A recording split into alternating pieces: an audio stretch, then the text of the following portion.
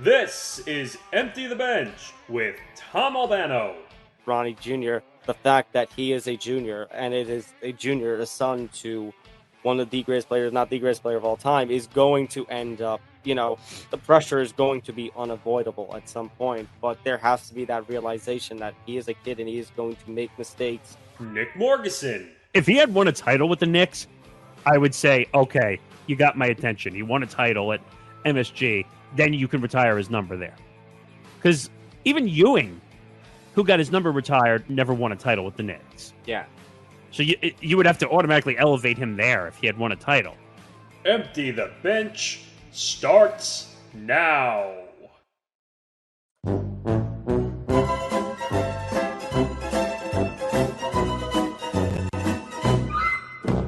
Nothing from Rob Manfred, nothing from Major League Baseball. Oh, wait.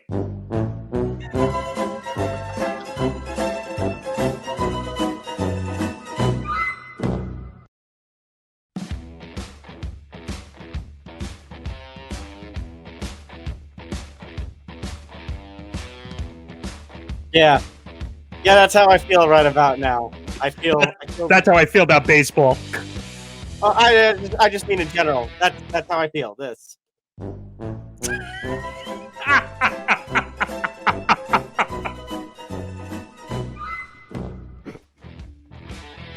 Oh, God. Welcome to episode 186 of Empty the Bench on the Empty the Bench podcast network. Tom Albano, Nick Morgasen. Follow us on social media at ETB Sports, Facebook, Twitter, Instagram, YouTube also as well, youtube.com/ETB Network. Follow us across the network at ETB Network, Facebook, Twitter, Instagram, and TikTok. A lot to get into this week. Also, make sure you listen to us on audio platforms, Spotify, iHeart, Stitcher, Amazon, Acast, anywhere you want to hear our audio and you don't want to look at us, which I don't blame you if you don't want to look at us. Just look at our audio, listen to the audio platforms. And then check out youtube.com/ETB Network. That's our video platform. Subscribe there. Nearing 400 subscribers. Go to etbpodcast.com for all information about the network and our blog spots, which shout out to Hank and Jen for continuing putting the content out on those. All right. So as you kind of alluded to, Nick, a lot that we got to go into. From the time we recorded a promo to now, went from about 7 stories to about 12 or 13. So it's crazy. It's amazing. Like I was saying to you before the episode that we kind of got lucky the past couple of weeks. When I say lucky, I mean not as many stories. And then I said to you before, I'm like, the sports world decided to all over us. Basically, just to preview what's going to happen in the episode. A lot to get to. We'll obviously break down the NBA Finals. We'll talk about the Stanley Cup. We'll get into all that stuff. But a lot of NBA news has come down the pike since we did the promo. The coaching and GM carousel has hit. And it's not even, the finals are not even over. The finals haven't even started. They start tonight. That's what I'm talking about. I'm saying we haven't even gotten to the usually, like in baseball, like you don't hear all the transactional moves. I think there's a rule that they can't happen until the World Series is over. So this is crazy. We saw major coaches move around the carousel as well. We'll talk about that.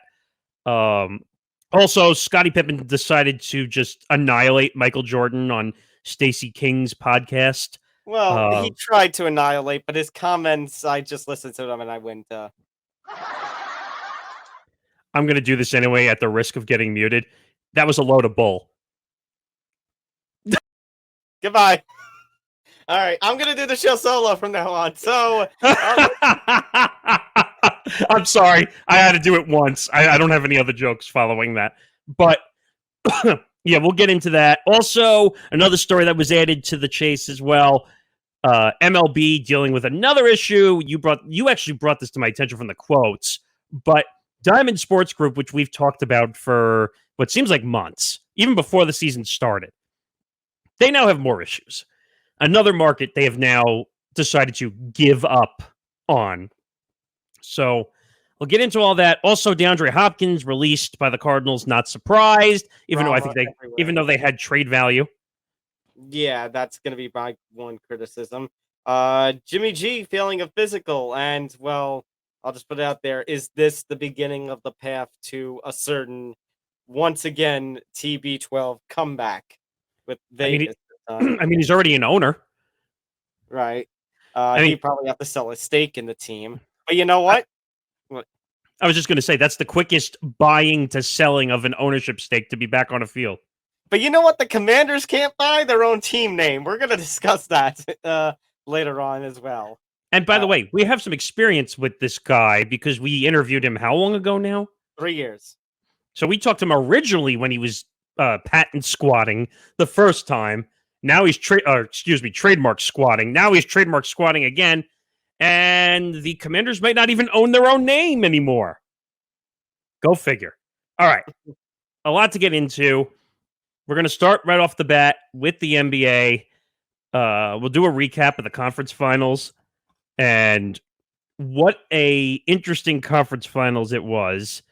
Because when you look at the Miami Heat, who are up 3-0 on the Eastern Conference side, and we said, this is going to be a throwaway series. The Celtics are an abomination. They can't win a game. They lost a game at home.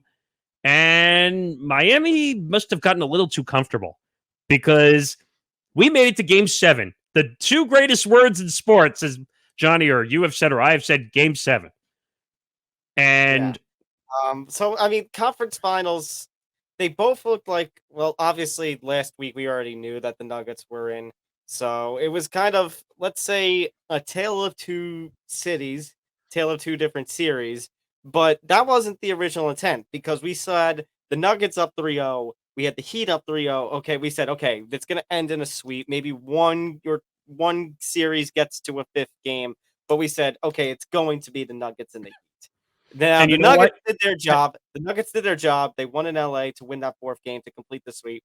The Heat gave a scare. Not so much. I mean, what's so crazy is, remember you and I were discussing, like, after last show, oh, God, what are we going to do? We're going to have, like, a week before the NBA Finals if both series end in a sweep. What the heck is the NBA going to do? The NBA got what they wished for. They got a series to go 7 games. It led them to more storylines. Can you imagine? By the way, Boston should know all about reverse sweeps because this happened originally in 2004. Unfortunately, it's a team we root for, by the way, in the Yankees. Well, here's my take on this. I mean, do you give more crap to Miami because they nearly blew? They went from, a near sweep to having to go 7 games with Boston, or do you give all the crap to Boston in that you went from 0-3 to 3-3. You got the 7th game in your home arena. You're a 2 seed. Miami's an 8. Now, we've talked all about Miami only being 8 in number, but still, Boston was one of the better teams in the NBA, if not just the Eastern Conference. It looked like, everything was going in your favor, and then that Game 7, you blew up. I mean, in the first half, they were down like 12 going into the half. I mean, so the question was, who deserves more shit for the way this series went? The Celtics do, because they just played horribly the first 3 games. Look down out flat. Jason Tatum was a mess. Jaylen Brown didn't play well. They weren't playing defense. Miami was all over the place shooting threes. And by the way, guys like Caleb Martin and who's the other guy? Gabe Davis, I think is the guy's name. Who shot lights out throughout the playoffs. And these two guys completely just carried this team. Obviously, Jimmy Butler is the leader of the team and played amazingly well. He was hurt a little bit. There was a lot of controversy after Game 7, who should be the conference finals MVP, even though I think that's the biggest load of shit award in the entire world. Who gives a crap about a conference? Like, they made a whole controversy out of this award. It was like, oh, Caleb Martin deserved. He shot. You knew it was going to go to Jimmy Butler if they won the series. This is like in the NFL when whoever wins the series gets an MVP. That's how it works every time. Well, it's like I said last week and 2 weeks ago. The one person as of right now who is the MVP of just the entire playoffs so far seems to be Jimmy Butler, for the way he has carried the Heat from losing the play-in game, losing that first play-in game and going on the brink of elimination to now being the Eastern Conference champions for the second time in 3 or 4 years back in the NBA Finals. By the way, we don't give enough credit to Eric Spoelstra, by the way, Absolutely not. I said it last week. He's one of the best coaches in this league. And by the way, I'll give you another little fun fact, interesting statistic. Pat Riley has been in 25% of NBA Finals. Yep. In the past, whatever amount, I think it was 19 of the last 25 as or whatever. Player, as a coach, as an executive. Think about that for a moment. That's just incredible. This guy knows no wrong. This guy knows how to play on a team. He knows how to be an executive for a team. He knows how to be a coach for a team. And he's not even LeBron James. He might be the greatest basketball mind there is. Him and a certain GM we'll get to in a little bit. But, yeah. Celtics deserve shit. They were down 0-3. They put themselves in a hole. By the way, I give them a lot of credit for being down 0-3 and managing to take it to a Game 7 because the odds of that even happening are like zilch, 0. But if they come out with the same fire like they did games 4 through 6 in one of those first 3 games, you say Celtics could have gotten into this final. Well, here's the deal. If this is reverse and the Celtics are 3-0, Miami's not coming back from down 3-0. They're just not built the same way. True. By the way, I forget the Twitter account that I saw it from. The Boston has now become the first city in history to take on an 8 seed in both sports. In both the NBA and NHL playoffs. Go to a Game 7 with that 8 seed at home and lose. That was an incredible statistic too that I don't think it's ever happened either. So, as our friend Schlosser, Urinating Tree, said on Twitter after that NBA Final Game 7, it looked like Boston, that TD Garden. You could hear a pin drop. Boston looked absolutely broken. Boston came out flat in Game 7, like just absolutely flat in the first. I wasn't just referring to the team. I mean the city, the people, the fans. They just look broken. Like, how did this happen again? And you know what? Like, give credit to Boston where credit is due, because they went through a long period of time, 100 years in baseball, especially, where they just didn't win. And now they've turned it around and have had a much better, like, early 2000s to 2010s than New York did. Mm-hmm. So, I don't know. Like I said, Gabe Vincent, I think is the guy's name, not Gabe Davis. Gabe Vincent, I think was the guy's name. But he just shot out, lights out. And so did Caleb Martin. Caleb Martin deserves a lot of credit, too, because he shot the ball well when Jimmy Butler couldn't be out on the floor or he was hurting. So here's the questions you run into now with the Celtics. Jason Tatum is there for the long haul. He already signed a contract. Right.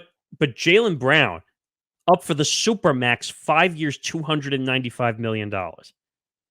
Ooh, I don't know. Would you pay him that money? Hell no, I wouldn't. I don't think I would.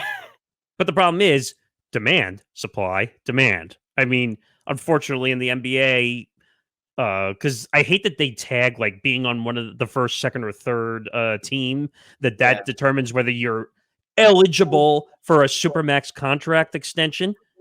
It should be like any other sport. If you're worth the money, then you get paid the money. Like, I guess baseball is really the only one that does that. But he's not worth $295 million. He shrunk. He shrunk in this series. And Jason Tatum looked bad too. There's a lot of controversy going around already about how Jason Tatum and Jaylen Brown need to be separated because they don't play well together. And they didn't play well together. The whole team stunk for most of this series. But the way that they played, especially in Game 7, after all that fire that you had in coming back, and then Game 7, they just...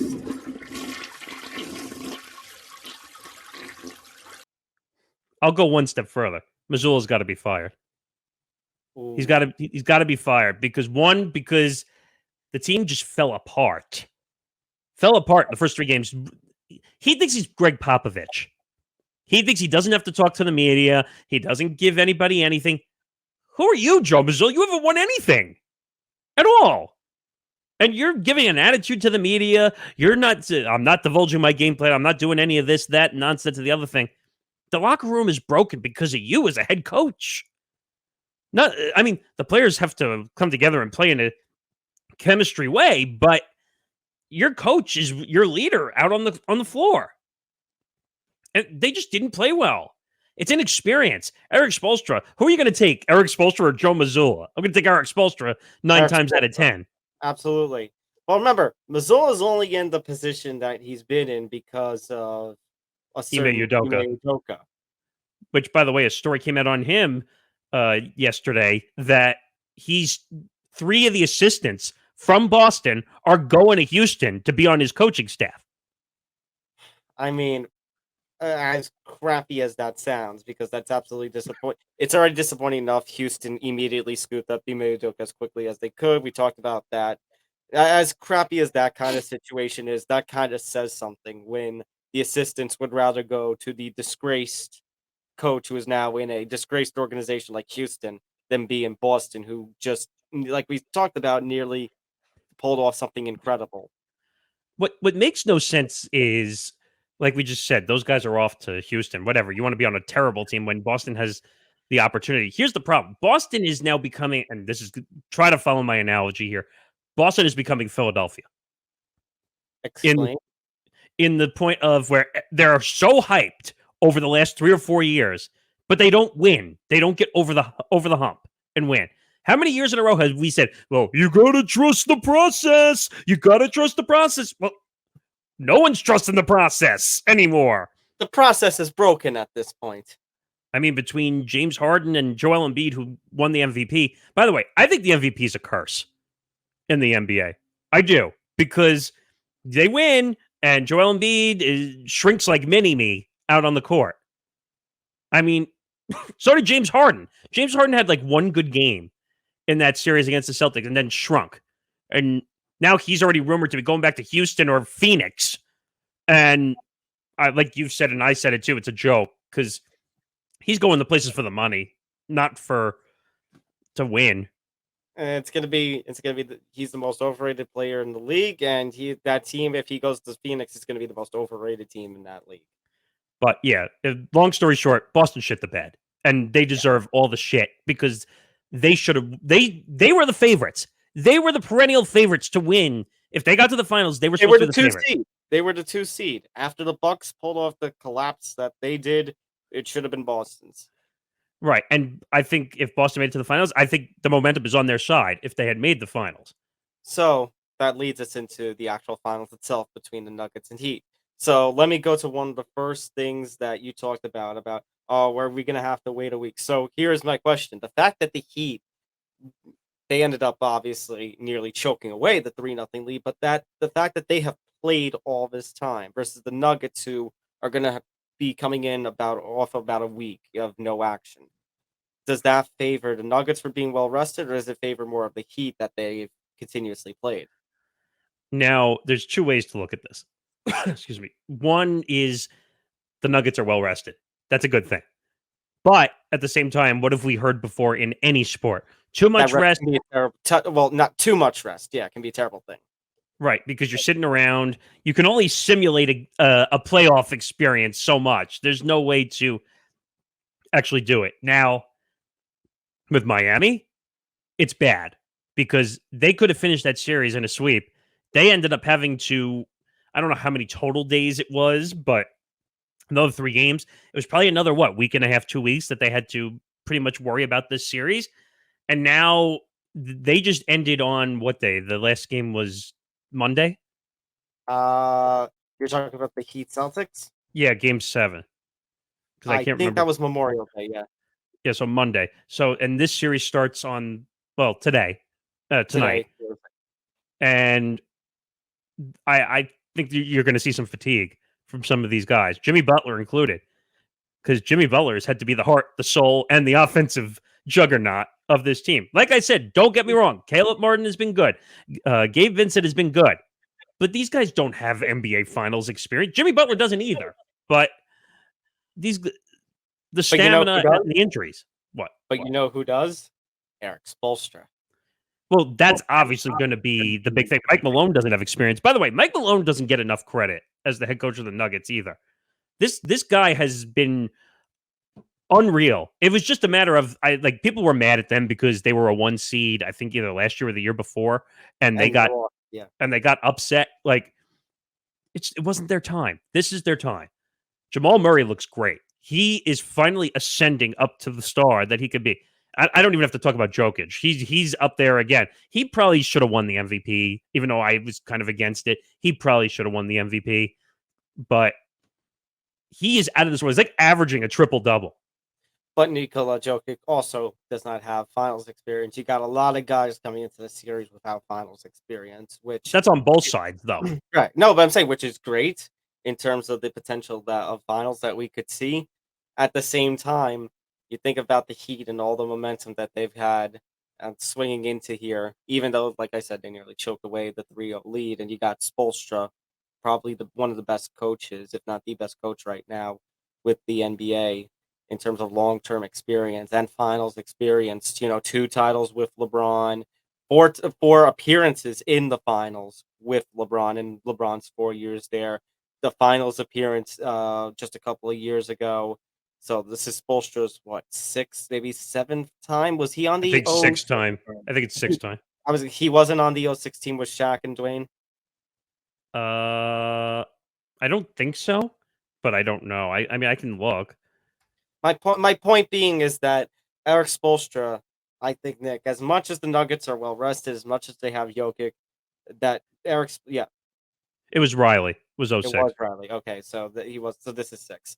My point is, Nick, that the fact that Eric Spoelstra is here and has all this finals experience compared to, not just his fellow opposing coach, but all the players on both teams. As much as the Nuggets were well rested, Spoelstra could be the X factor here.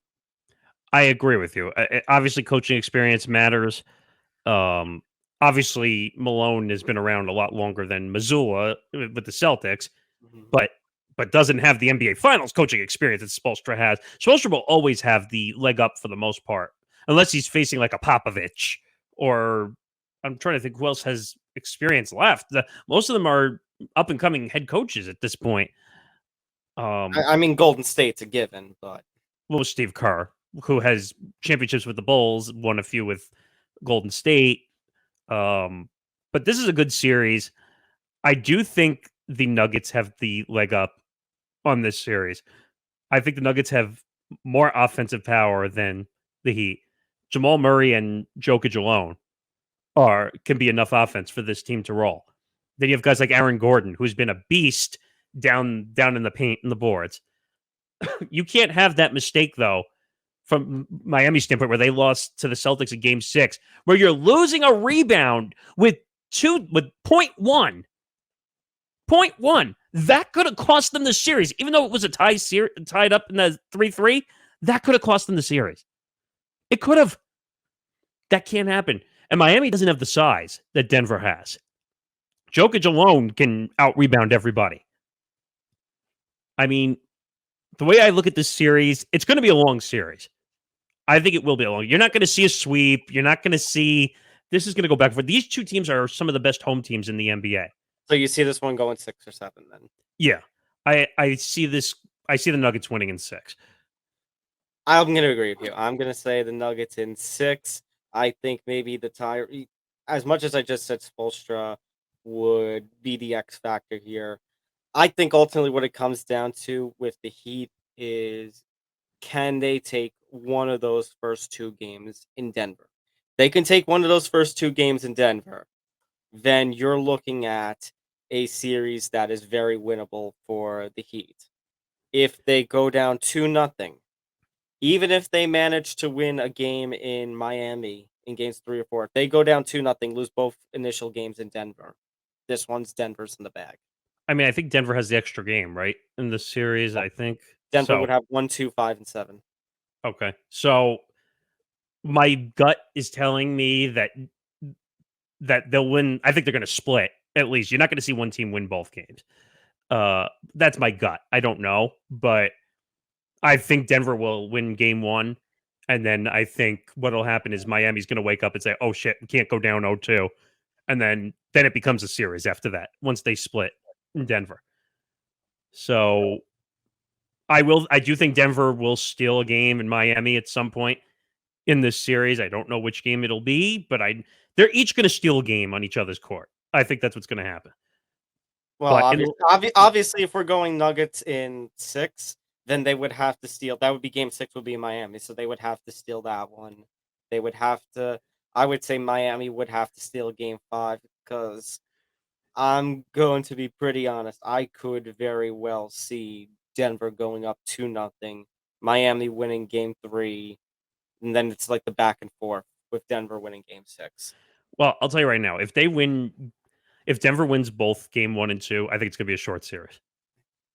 I'm tempted to say that, but the Heat are just this constant team that just doesn't seem to die. At the same time, Nick, correct me if I'm wrong, Mr. Basketball, but it seems like Denver is has been one of the more dominant home teams in the playoffs, if not the playoffs and the regular season.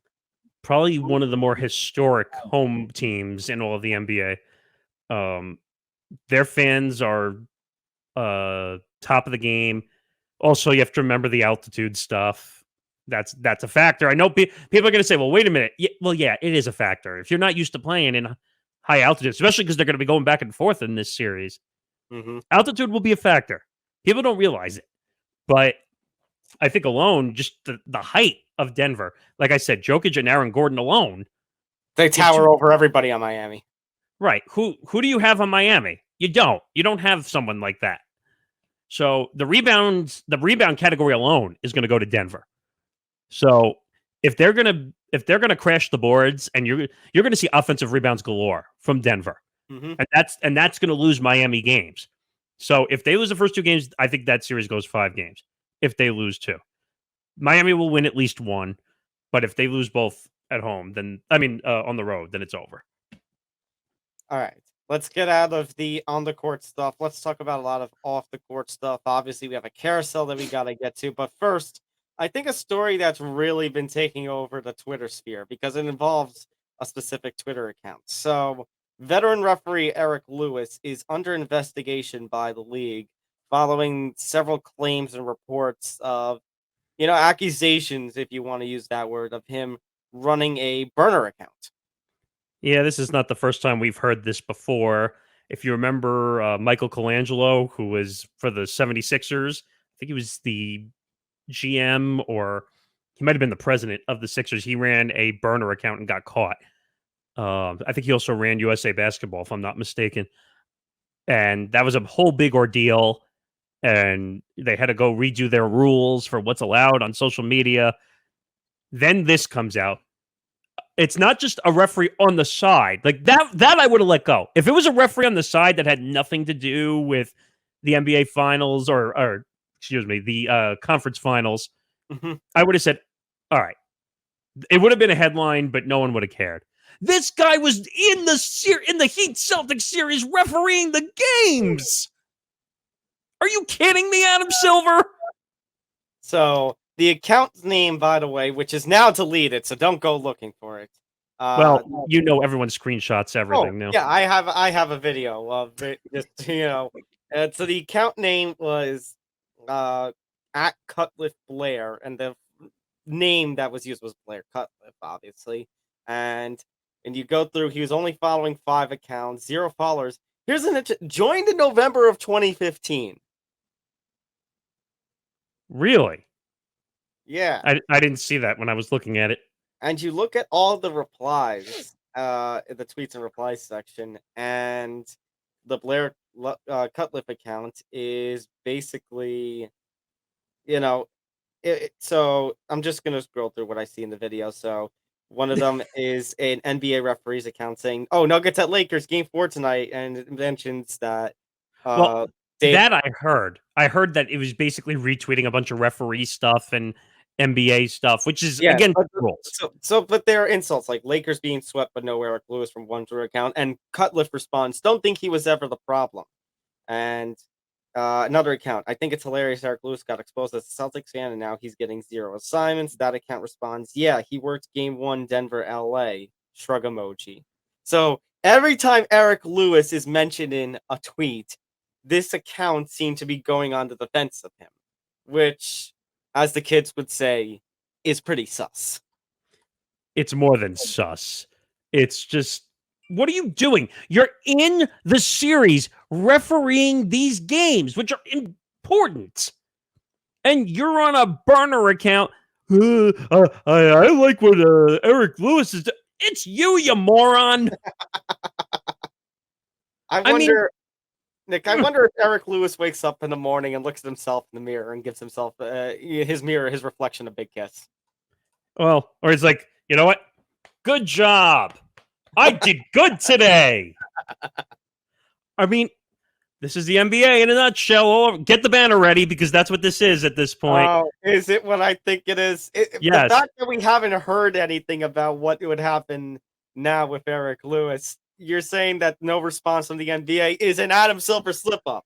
Yes, it is an Adam Silver because they let him referee after the incident happened. I mean, come on. You let him ref after he decides to go on Twitter and be a troll? I mean, you would think like the NBA would have these rules in place, or at least like checking on the guys, like, hey, don't you dare. No, don't tweet. No. You would think they'd get a 25,000 volt shock every time they went to reach for Twitter. Ah! I mean, but obviously the incentive's not there because they did it. And the worst part is that he tried to do it behind a burner account. I would have more respect if he did this from a real account and just said it was me. Because at least like that, the NBA could maybe be like, all right, it was you. Just stop. Don't do it anymore. Like, just get a slap on the wrist like every other person does in the NBA. No, this is somebody who tries to go under the skies with essentially the Twitter accounts of a fake mustache and a fedora and glasses. Yeah, that was like my friend. Yeah, like that stupid thing with what was that thing we did with Vince McMahon with the Vince fake McMahon mustache? Yes. Yeah. Yeah. I mean, just that's what it feels like. That's what Eric Lewis is doing right now. Hey, look at me. I'm walking around with a mustache. No one can see me. And I'm just like, all right, like you got caught. I wonder how he got caught because his name is I was reading some of the comments on social media that apparently his email or his contact was attached to it. And I'm like, way to go, buddy. You don't even know how to cover your tracks. Nope. So he should be suspended. I don't know. I'm assuming by now he got the Angel Hernandez treatment, but who, by the way, hasn't umpired a game since like April 4th. So obviously he's not going to get any NBA Finals assignments, but you don't know that. It's the NBA. If he gets an NBA Finals referee assignment, it's the NBA. Nothing but assholes. If he gets a referee assignment, that just says all you need to see with Adam Silver. That's like that other referee who everyone complains about, and I can't remember the guy's name. Like you can't let him referee. He's favoritist, whatever. There's a few of them actually. Like I saw referee statistics the other day, but in the Celtics, these three coaches reffing together, the Heat are 10-42. I was like, wait, what? It is amazing the amount of statistics that we get these days that we even have referee coach information. I'm like, if the referees have that much power, we're in trouble. I just wonder who has the time to go through all of this stuff. Well, I mean, I guess you could look technically at the stats, whoever was refereeing the game, you could figure out who does what, but that's a lot of work. I know. All right. Speaking of a lot of work, Nick, the carousel is here. Do you hear it? The carousel, the circus is here.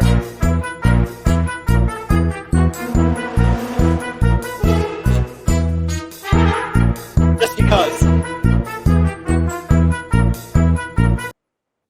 Okay. So that Broncos country let's drive was just because, but the circus is here. A lot of moving pieces in terms of coaches, a lot of moving pieces in terms of general managers and such.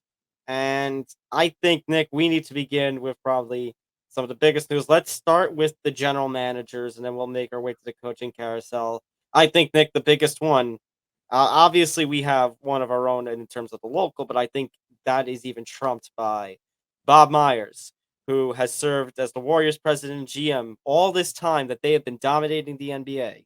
and Bob Myers is now stepping down as both president of basketball operations and the general manager. Yeah, I was kind of shocked when I saw Adrian Wojnarowski drop this on Twitter, and I was like, all right. I mean, maybe I think he's been with them for 12 years or Something 14 like years. I can't remember. And by the way, ton of success. He's a success by far. 4 NBA championships, 4 titles, brought KD to Golden State, which is a very unpopular thing. Yeah, he actually was executive of the year 2015 and 2017. Right before the title and the title in the first season with KD on the Warriors. He was actually also a member of the 1995 UCLA team that won March Madness that year. Yeah, I mean, this guy's got credentials up the wazoo, going all the way back to college, but he's been called the architect, which I agree deserves that nickname. He's done so many things, bringing that core together. Steph, Clay, Draymond, just those 3 alone, building a trio like that, bringing in KD, which was, like I said, probably one of the most unpopular things in the NBA, but it won them 2 titles. Mhm. And oh, by the way, 12 years. So he was named assistant GM in April 2011. The expectation, I'm reading right from the wiki, the expectation was he was going to be under Larry Riley for a couple of years. It only ended up being 1 year before he was promoted to full-on GM.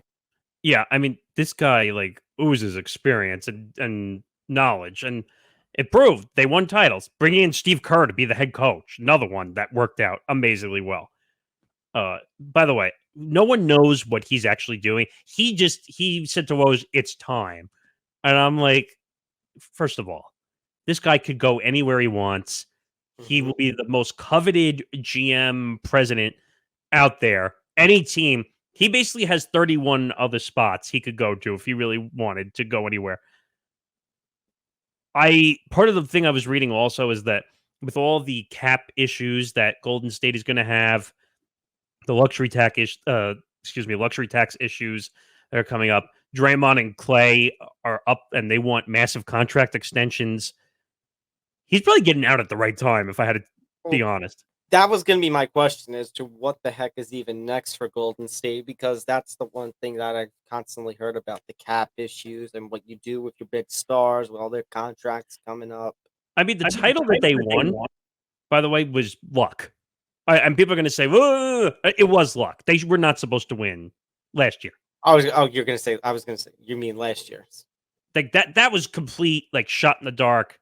They were not even favored to win at all. But I think you have to give credit where credit is due, because you had Draymond, you had KZ, but last year was the pure Steph Curry team that you didn't have to argue, he was helped by this person, this person. Last year, obviously, we even talked with Paul, who just joined the network this week. Shout out to him. Last year, and Paul had said that this was all Steph Curry thing, and that it was Steph Curry's legacy that was going to be, elevated after last year's title. My question is now, what do you do with guys like, what the GM who's going to come in next and the president of basketball operations is going to come in next for Golden State is going to have a tough task on their hand, because I mean, that's big shoes to fill also. With number one, the big shoes to fill with Bob Myers with his 4 championships as an executive, 2-time executive of the year. But number 2, the fact that you're going to have these guys like Draymond, like Steph, and you're going to and Clay, and their contracts. Some of their contracts are going to be coming up, like you said, wanting big money. But that's the thing; they have the talent around them. Like, this is not a complete rebuild with, it's not like you're going to be blowing things up, because they still have the talent there. Steph, Nick, unless you know something more than I do, Steph ain't going anywhere. Not going anywhere. Excuse me, he's like Derek Jeter with the Yankees, or Dwayne Wade, ironically, with the Miami Heat. Like, they just, once they find their niche. Now, obviously, those guys got really lucky over their career and they won enough to the point where they could have a whole career with one team. Because again, we've talked about this many times. Dwayne Wade changed teams towards the end of his career, but I don't count those years. But my point is, to have a career where you play for one team doesn't happen anymore. No. It just doesn't happen. It doesn't exist. So when you have a guy like Steph, who's, I think I forgot what year he came out of Davidson. I think it was either 2005 or 2006. I think, but that I could be wrong on that year. Maybe Steph was 2009. oh, was it 2000? Oh, maybe it was a lot later than I thought. But he's had an amazing career though, and those guys, they deserve to be paid. By the way, Steph already got paid with a massive max extension. Okay, but then the question is, with guys like Clay and Dre, where do you see what's happening with them? In my opinion, you can't afford both. You just can't afford both. They're going to be over the cap. They're already over the cap. Right. They're an extreme over the cap. So basically, what I'm asking is, gun to the head, Clay or Draymond, who stays, who goes? What I think it should be and what I think they're going to do are two different things. They should keep Clay. They should keep Clay because today's NBA is offense, not defense. What I think they're going to do is I think they're going to keep Draymond, and they could let Clay go, which would be unfortunate because Clay will have plenty of shooters out there. I was going to say that would make Clay, I think, the biggest free agent on the market in the upcoming offseason. Now, the one knock on him, though, obviously he had the two major injuries, and they probably would have won another title if he didn't get hurt. So, again, I was reading that they're talking about a historic luxury tax, like $500 million. They're talking about. We're talking. In other words, we're talking Cohen tax level. Yes, basically. Yeah, and in the NBA, you get penalized way more being over the luxury. So that's why I think Bob Myers got out, because he realized, he's like, well, if I have no money or flexibility to spend, how am I going to do anything? They had flexibility to spend, go out and get a KD when they needed that last piece of the puzzle, or go out and get these other guys like an Andre Iguodala with the veteran experience, which really helped that team stay together. So this is not a surprise to me, in my opinion. I mean, let me take that back. It was a surprise, but I understand why he did it. Now, I already heard rumors that ESPN wants to scoop him up and put him on their NBA studio shows. I doubt that's going to happen. I mean, they apparently what? I mean, I don't know. It's just it's an interesting situation with Myers. Myers will have plenty of job opportunities if he wants to go back. Now, it'd be interesting if like another GM situation, which is right under this one. Yeah. All right. Let's talk about that one. So, in what I don't know, this might be the biggest shock of the offseason under Myers, is they're coming out just around the same time. The Knicks announced, well, I shouldn't say the Knicks now. It was a report from SNY, I think, that the Knicks will not be renewing the contract of Scott Perry, the general manager. His contract is expired, and the Knicks and James Dolan have decided to not renew. Now, I heard a few different ways of this being said. One I heard was decline.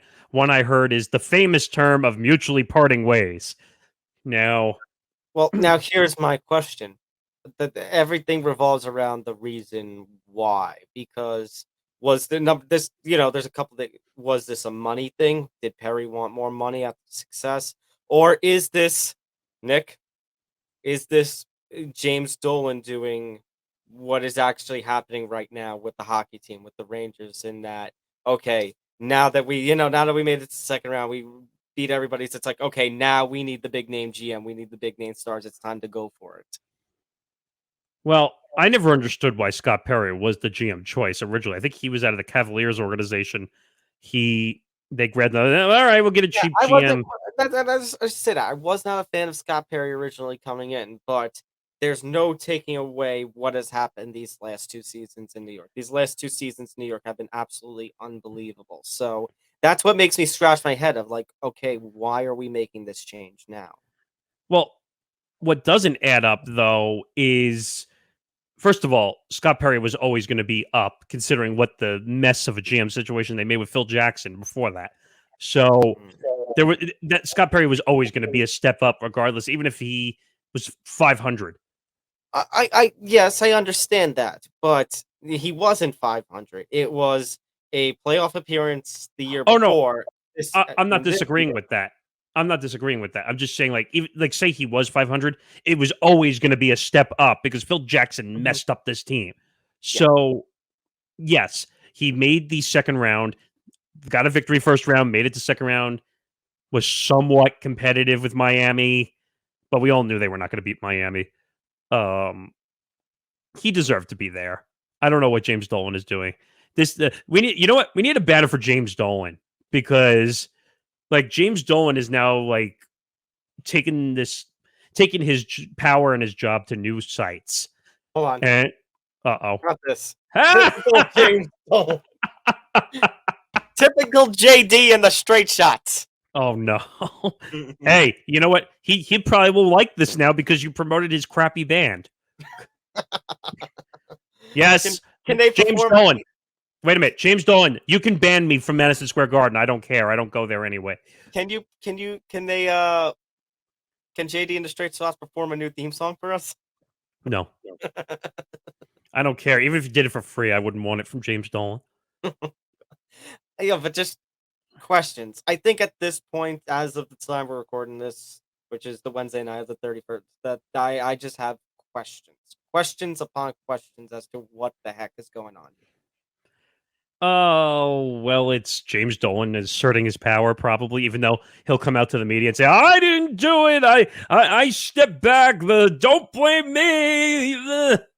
And I'm like, it is you. You signed the checks. But that's why I questioned if it was a money thing. Because we've seen, I will never forget that there was this do you remember the old Gautier song, Somebody, that I used to know? There was of course. There was a parody of it made after Jeremy Lin joined the Rockets, and the chorus was, "Why'd you have to sign so high? Thought the Knicks would match it like you even met James Dolan." And that's why I thought the money thing, like, did he want more money? And it's like, look who you're dealing with. It's James Dolan. He ain't gonna spend the money unless you're a big star. You know what's funny though? Now I was reading a article yesterday that said the Knicks are no longer the highest valued franchise in the NBA. I'm not surprised. Do you want to take a guess who the highest valued franchise is now? Okay. Major city? Technically, yes. Technically. Is it in California? Yes. Okay. The fact that you said technically makes me want to say Warriors. It is the Warriors. Yeah. Knew it. The Warriors are $7 billion. The Knicks are 6.1. I'm not surprised. They have way more value. After the Warriors run since the mid 2010s, I'm not surprised. I mean, I guarantee you, James Dolan is probably jealous. Hey, you went after my franchise, and I think it was Forbes. All right, Forbes people, you're banned from Madison Square Garden. Don't come anywhere near me. You know what? I'm going to pull out my facial recognition software and make sure it's you. Oh, wait, Forbes people? Yeah! Get off my lawn. Man, I'm not going to be allowed at Madison Square Garden for anything anymore. Don't get me banned, too. I would like to return to the Garden one day. It's my fault. I'm taking the blame. Me. All right. But I just want to say, this makes no sense. This absolutely makes no sense. To quote your quote tweet from the report on our ETV accounts, and to quote Hank and Dichter from Game On, make it make sense. It doesn't make sense. Like, quite literally, it doesn't make sense. Scott Perry got you to the second round. Something that you haven't been in 10 years. And that when you got there in 2013, that was the first time you had been to the second round since, I don't know, maybe the time when you got to the finals in like 99. Yeah. I mean, we're too busy dealing with whether Carmelo Anthony's number should be retired in Madison Square Garden, which is a big fat no, by the way. But we're talking all about Carmelo. Should his number be retired? Oh, just how convenient. Good time to get rid of the general manager. Yeah, really. I mean, I think I said it in the intro. Like, Ewing didn't even win a title. Like, the Knicks organization is a dysfunctional mess.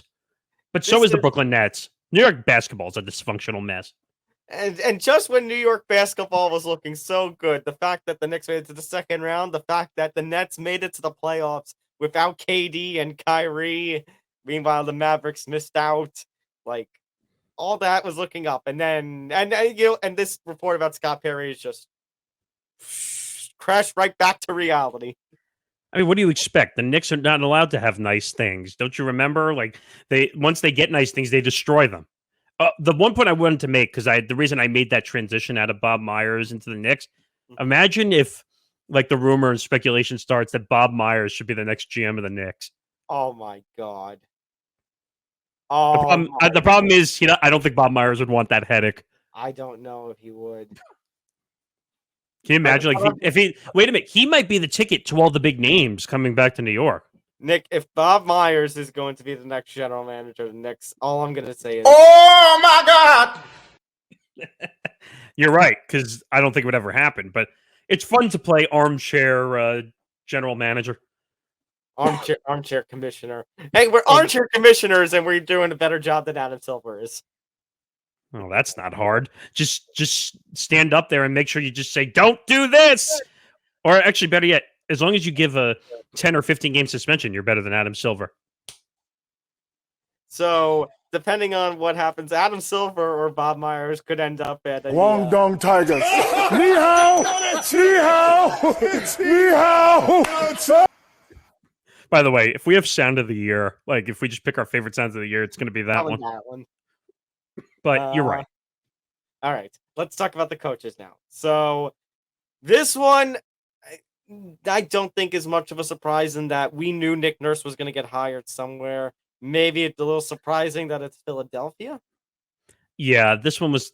I knew Nick Nurse was going to get a head coaching job because the first job he was rumored in speculation was Houston, and I guarantee you he's thanking his lucky stars he didn't end up in Houston. Yeah. Milwaukee was another one. The Suns was another one. I would have been okay if he went to the Suns because at least you have an opportunity to win. Milwaukee would have been great too, even though I think Budenholzer should have never been fired, and he kind of got a bad rap, all because of Giannis's injury. Well, we'll talk about the Bucks in the next part of this. But I was a little surprised. I mean, Nick Nurse won a title in his first season in Toronto, and Toronto was like a nobody until he came in. So he definitely has the cojones to win and make a team run. But in Philadelphia, if Doc Rivers could not take this team, who is taking this team? Who wants to coach James Harden? I don't know. Yeah, well, you say that like James Harden's actually going to come back. No, but I'm just saying, like, your speculation is that James Harden is still here until something else happens. You really want to coach James Harden? James Harden is like the laziest player in the NBA. Yeah, it's a little bit of a tough task for Nick Nurse. I mean, I'm glad he's getting a better opportunity than he was in Toronto. At the same time, a little bit of a tough task with the kind of cast that's in Philadelphia right now. I mean, don't get me wrong. Joel Embiid is a nice player to have when he's functioning. But you need a team around Embiid. Yeah, I mean, you have great pieces, but it's not a functioning team with chemistry. And everyone, trust the process, they're going to win. Like, not with James Harden, you're not. All right. No way. Let's talk about the other side to this, because this is the one, Nick, that baffled me. So, I'm worried now, Nick, that Budenholzer might be the odd man out, because instead of the Bucks going with one of these big names like a Monty Williams, a Budenholzer, or obviously Budenholzer got fired, or so Nick Nurse. No, they went to Raptors assistant coach Adrian Griffin as their next head coach. I mean, I get it, and this is kind of like the NFL theory where they find the next big assistant and they make them the head coach, except for Eric Bieniemy. But that's what this is. That's clearly what this is. They're looking for a younger coach, which doesn't always work. Go ask Joe Mazzulla how that's working out right now. I understand why they did it. I don't like it. Mike Budenholzer got blamed for something that was not his fault. Giannis was hurt. If Giannis is not hurt, obviously it's a fallacy of a predetermined outcome, but they probably at least are competitive in that series. And they probably win it too, because Giannis is one of the better players in the NBA. So Budenholzer got the rap, and that was not fair. And people are going to say, well, what have you done for me lately? He just recently won a title. It was 50 years since they won a title? I mean, yeah. I mean, you have to go all the way back to, oh my God, why am I forgetting all of a sudden? But Nick, this just goes to show you that the craziness that Nick, what we talked about last week, a couple weeks ago, that Nick Nurse Budenholzer, Monty Williams, all these guys who were just recently coaches of the year in the past few years, all of a sudden are now out of jobs. All of them. That was the fun fact of it all. They were all coaches of the year, and they were all basically. I forgot who said it. Might have been Johnny. The NBA, the NBA is a little unfair with its coaches. I mean, obviously, a lot of coach GM philosophy. It's like, what have you done for me lately? Those kind of expectations. But I mean, only just a couple of years after the kind of success that the Bucks had, winning the championship in many years, after the fact that the Suns had the kind of appearance in the finals that they did. Like, really, that's harsh. I mean, they won a freaking title for crying out loud. It was like 50 years. You have to go all the way back to Jabbar when he was when that wasn't even his name when he was with the Bucks. I mean, that's how far it goes back. I mean, I don't know. The NBA is a tough league from time to time. If Budenholzer doesn't get a job, that is ridiculous. Now, you mentioned Monty Williams. Monty Williams is not going to coach this coming year. He's owed a lot of money from the Suns because they basically axed him before his contract was up. So he's owed like a good 20 to 30 million at least. There's no reason for him to come back and coach this coming year. He could go take a broadcasting job part-time if he wanted to, but he said he wants to spend time with his family, and I get it because I respect that. Being an assistant or a head coach takes a lot out of you. So you can respectfully Monty Williams off the list. I don't know who's left. We said Nick Nurse. Nick said Sixers. Budenholzer will get a job. I just have a feeling he will. Maybe he might have to get an assistant job again before coming back as a head coach. But does he have an ego? Does he want a head coaching job or not? Well, let me throw the fastball out there then, because you mentioned, does he have an ego? We talked about the openings involving those people, Monty being the odd man out. I think you know where I'm going with this. The Suns? Does he become the next Suns head coach? In my opinion, that's not a good fit. I'm worried about him being on that kind of team with those personnel like CP3 and Harden and such. To me, that's not a good fit. He's a good coach, but he kind of gets nerves under the pressure, which that's natural for anybody to get nerves. Right, but then when you're dealing with the kind of egos that are going to be there with CP3, KD, if Harden goes over there. The problem is the Suns under new ownership and Matt Ishbia is going to look to make a splash.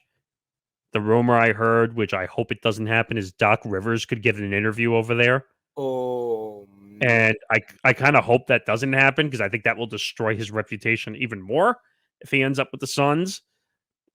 I just saw a headline before when I was doing a little Google Foo early on the episode right before we started recording about, could we see Doc Rivers reuniting with the Celtics if what's his name is truly out?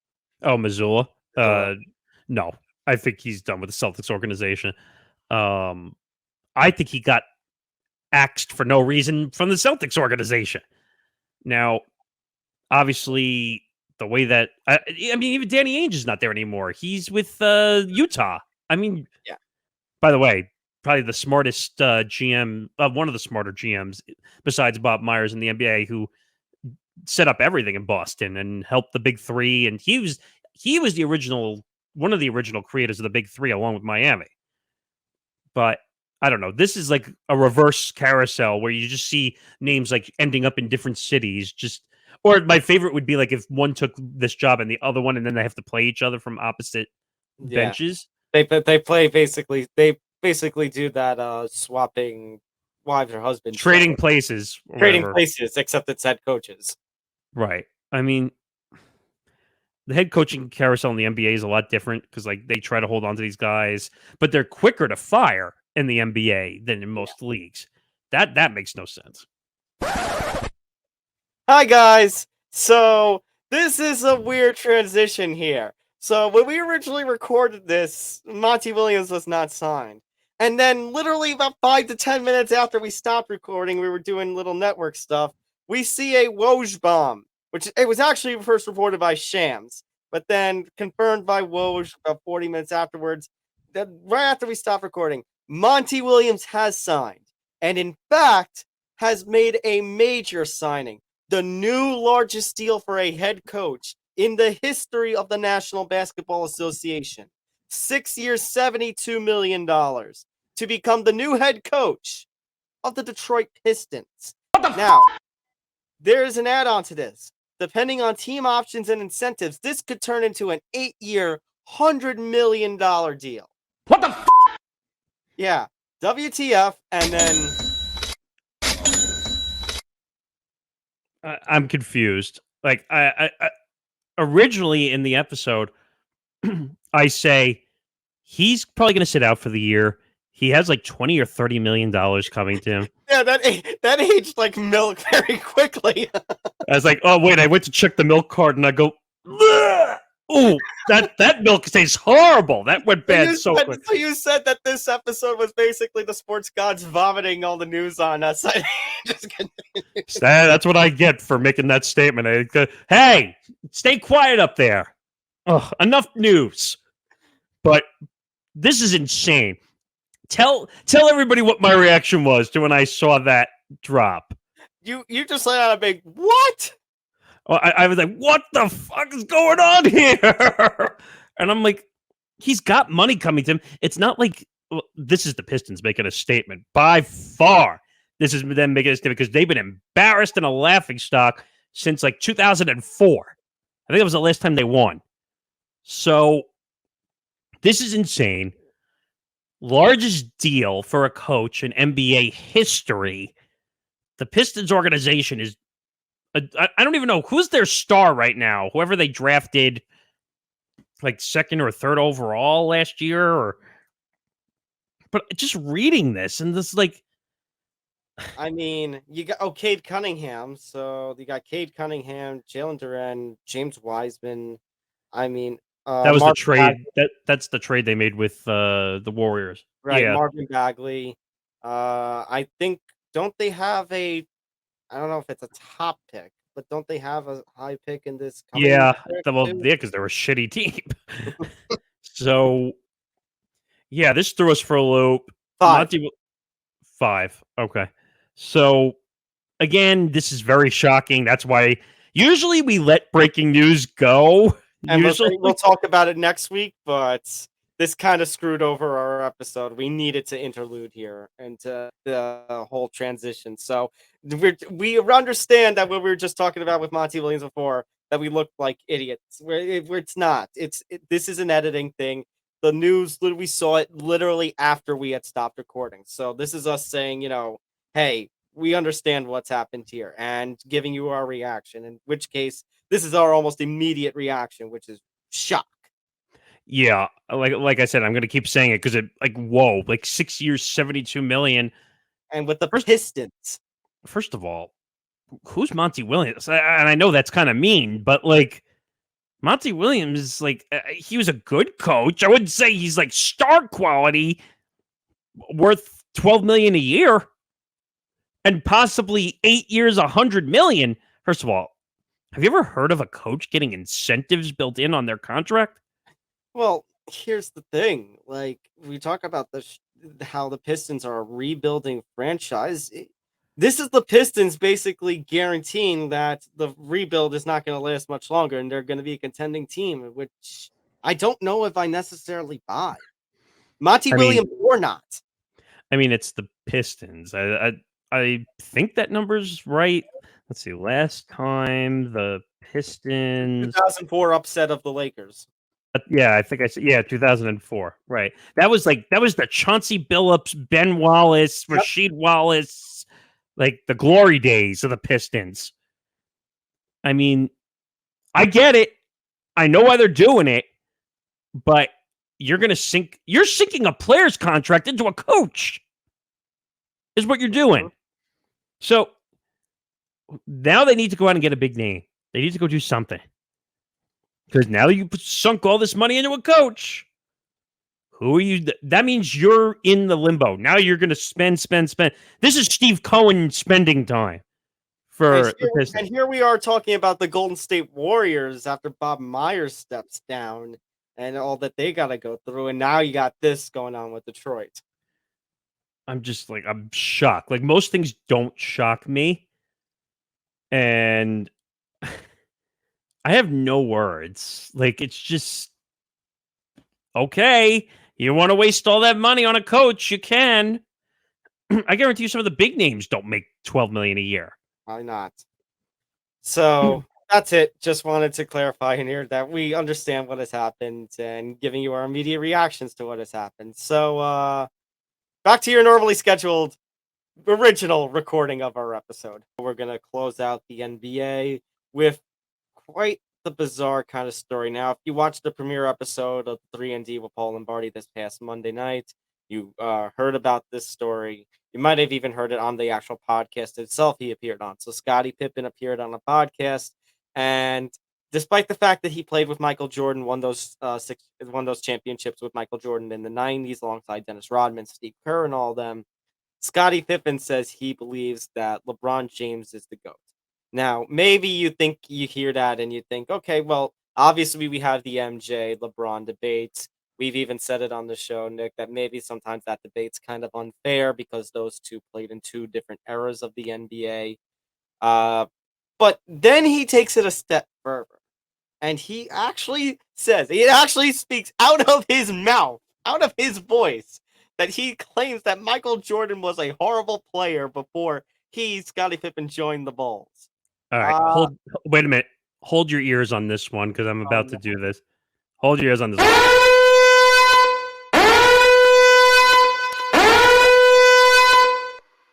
I wasn't even going to go for that one. I was just going to go for... Well, that too. But no, I'm sounding the alarms because Scottie Pippen has lost his fucking mind. I mean...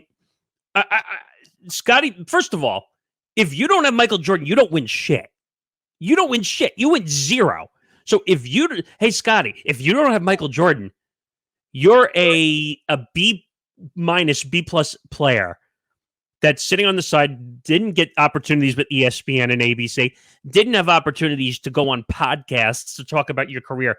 Scottie's a zero without Michael Jordan. Yeah. Considering that, Michael Jordan is the one who had the shoe brand named after him. Michael Jordan is the one who helped elevate you, helped get you into the Hall of Fame. Nick, I remember the footage that it was probably shown in The Last Dance. It was shown in a couple other places where all those rumors about Jordan coming back, and you have Scottie lifting up his shoe to the camera, pointing at the Jordan logo. Yes, right.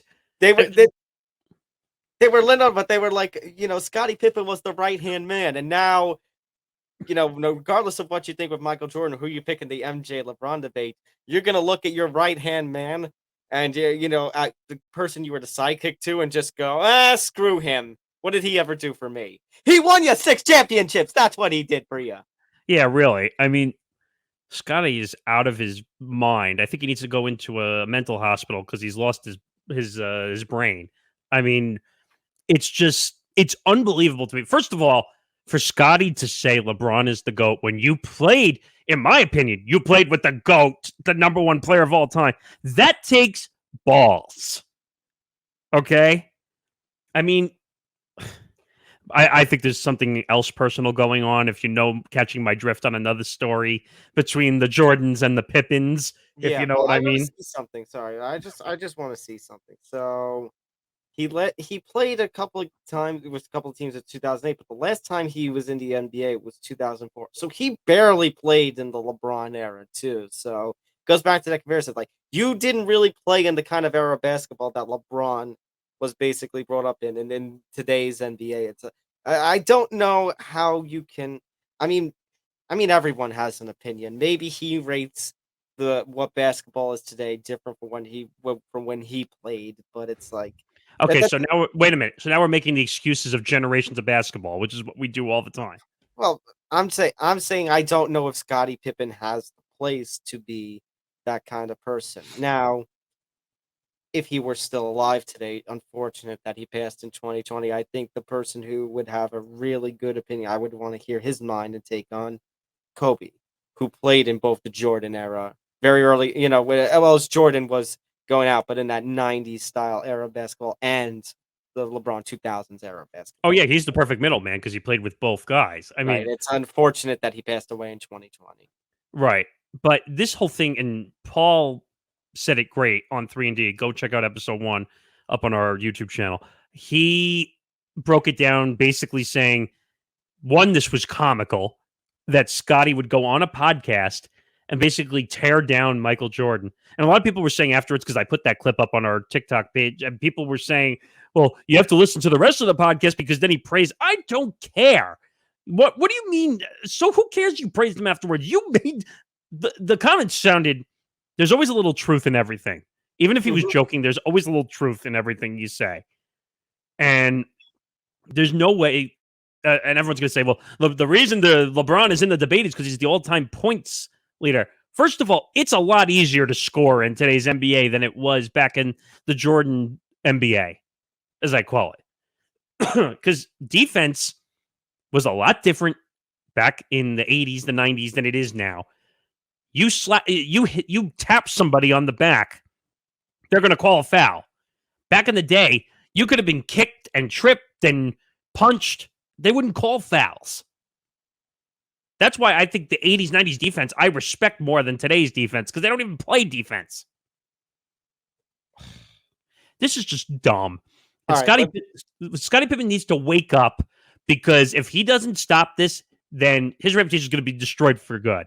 Well, let's talk about the other side to this story. The part that you found out about with the relationships. Oh, so I think it's Scottie's daughter and Michael's son apparently are in a relationship together. And but I'm like, on that note about those two being in a relationship, it's like if you're Scottie's daughter, you know, and that's the father of your date that you are that he is insulting. I'm going over to him basically saying, Dad, what the hell? I mean, what the f-? I mean, what are you doing? First of all, I'm just surprised. Can you imagine if they end up getting married and they both have to be at the wedding? F you! No, F you! You're a horrible player. You're a horrible player. Oh my God. So would that mean then that dance would have at the wedding reception would be called the first dance? Oh my God. Goodbye, everybody. Wow. Wow, so we both get a moment. Look at that. See? We know the perfect times to clown around. But this thing is ridiculous. It's ridiculous. Scottie Pippen needs to shut the fuck up and move on. And just like Michael will always be ahead of LeBron James. And that's not me being a favoritist or a hater of LeBron James. Michael Jordan. There's no haterade here. Michael Jordan had the more accomplished career than LeBron. The Jordan brand will always be bigger than the LeBron brand, by far. Everyone knows the Jordan sneaker. I know everyone collects the LeBrons, but the Jordan brand is always going to be number one. All right. Let's talk about a baseball story. So, one thing that has come up in the past couple of days. So, obviously, we've talked about the Bally Sports basically collapsing within upon itself, going to bankruptcy. Diamond Sports Group. Yeah. Diamond Sports Group, correct. And Diamond Sports Group. Now, some teams have made a little adjustments and such. I think a couple of the Arizona teams have made adjustments to what they're going to do. However, the Diamond Sports Group will not pay for the broadcast for the San Diego Padres. So, well, they claimed that there was not money in it for them at this point. That's why they gave it up. So basically, what is going to happen at this point is beginning yesterday. I think it's yesterday, that May 31st through Sunday the 4th. I think Sunday. Yeah, Sunday's the 4th. All Padres games will be available on MLB.TV for free. The San Diego broadcast team will be retained. Everything else, the San Diego broadcast will not look different. It'll be on MLB TV. It'll be, for free through this weekend. Beginning Monday, what'll happen is I think they said MLB.TV will offer a discount rate for Padres games. Let me see. This is ridiculous. Here's the statements. I'm just going to go through the story from CNBC. Here's a statement from Diamond Sports spokesperson, unnamed. MLB has forced our hand by its continued refusal to negotiate direct-to-consumer streaming rights for all teams in our portfolio, despite our proposal to pay every team in full in exchange for those rights. The company noted it has significant liquidity and is still able to make rights payments and air other MLB teams in its portfolio. Wait. Time out, because you said something. If they still have the money to pay, which you just said. Why not said. do it for all the teams? Right. That makes no sense. And by the way, Coward, unnamed Diamond Sports Group says, if you're going to make such a big statement and say MLB is refusing, put your name behind the statement. I'm serious. Because if you're going to make a statement that's going to destroy your relationship with MLB, you might as well come out behind the statement and say who you are. Here's the rest of the story. I'll continue to read. It's a few more paragraphs. MLB announced it would take over beginning with the Padres game against the Miami Marlins on Wednesday, so that's the 31st. Fans in the Padres market will be able to watch games on cable TV or through the league's... Okay, so cable TV is an option, or through the league's MLB.TV streaming app for $19.99 a month or $74.99 for the season, which is the discount rate that I was talking about. The MLB takeover means local Padres games will no longer be subject to a blackout on MLB.TV, as is the case for other local teams. MLB added it would make games free through June 4th with an MLB login at MLB.com, Padres.com, or MLB apps. Cable TV, Padres games will be available on Charter Communications, Spectrum, Cox Communications, DirecTV, and AT&T Universe. It's all local networks in San Diego. MLB said it would increase the reach of local Padres games from about 1.13 million homes to roughly 3.3 million homes with the MLB TV add-on. Here is a statement, by the way, just to close out, from MLB Chief Revenue Officer Noah Garden. As Commissioner Manfred previously stated, Major League Baseball is ready to produce and distribute Padres games to fans throughout Padres territory. While we're disappointed that Diamond Sports Group failed to live up to their contractual agreement with their club, we are taking this opportunity to reimagine the distribution model, remove blackouts on local games, improve the telecast, and expand the reach of Padres games by more than 2 million homes. Now, sounds great, and yeah, absolutely we need to crap on Diamond Sports for not living up to their word and not doing it for every team. At the same rate, talking about removing blackouts on local games, I'm going to sound like Johnny here. Why is that a priority now when it could have been a few years ago? They should have done this a long time ago, where they should have removed blackouts and allow everyone to watch whatever game they want to watch. That's the problem. First of all, you get that banner already again, because we're going to be talking about him in a second. But this whole thing is ridiculous. This all stems from one person, okay? One person. Oh, good old Rob Manfred. And everyone, he's going to go hide in his office and say, I did nothing. It was Diamond Sports Groups. Wah! And I'm just like, it's you. Because you don't know how to make business or handle your business. Okay, no las dos. It's both. Right. And you know what? The simplest thing I'm about to say is, and this is going to be ridiculous, fulfill, your contractual obligation. I can't believe I have to say this right now, but fulfill your contractual obligation when you sign a contract. Seriously. If you can't fulfill your contract, that's on you as a person. I mean, I understand that Diamond Sports Group are saying that they're bankrupt now money, but the fact that that person, like you said, Nick, actually was bold enough to say, we have, rights, we have liquidity, but we just don't have it for everybody. It's like, no, they're picking and choosing. Like I was saying to you before the episode. All right, San Diego market doesn't work for us, even though San Diego is probably one of the better teams in baseball right now. Well, I mean, they're kind of disappointing, but the fact that it's San Diego, I mean, maybe not the biggest market, but a decent sized market. I'm talking about they have excitement. They have something to build on. They have star power, right? You're not gonna pick them, really? I mean, who are you gonna pick? The Nationals? I mean, obviously they're MASN, but that's not the point. That's not the point. My point. So I was sitting with my father last week in a Buffalo Wild Wings. Yeah. And they had on the Bally's games. I was confused, first of all. They had the Braves, which I think they're clearly Bally's. That's one of the flagships in Atlanta. And they had another one on another TV. I think it was Detroit. How are those surviving? But you're saying in San Diego you're not willing to pay. It doesn't add up. So You're telling me, oh, well, I'm going to pick and choose.